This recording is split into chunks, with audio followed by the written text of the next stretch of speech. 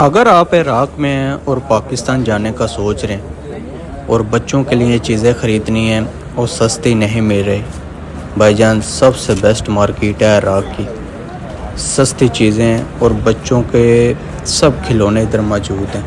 ये काफ़ी बड़ा बाज़ार है और ये इसी चीज़ का है। बर्तन हो गए, बच्चों के खिलौने, कोई भी खिलौना आपने लेना हो आप ले सकते हैं और आपको सस्ता भी मिलेगा यहाँ से।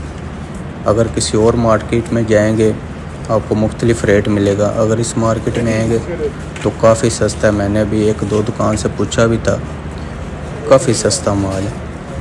अगर बच्चों के लिए शॉपिंग करनी है तो भाई साहब इस मार्केट में आप आ सकते हैं और बच्चों के खिलौने आप ख़रीद सकते हैं। गुड़ियाँ होगी, गाड़ी होगी और भी काफ़ी चीज़ें। ये देख रहे हैं सारा बाज़ार इसी चीज़ का है।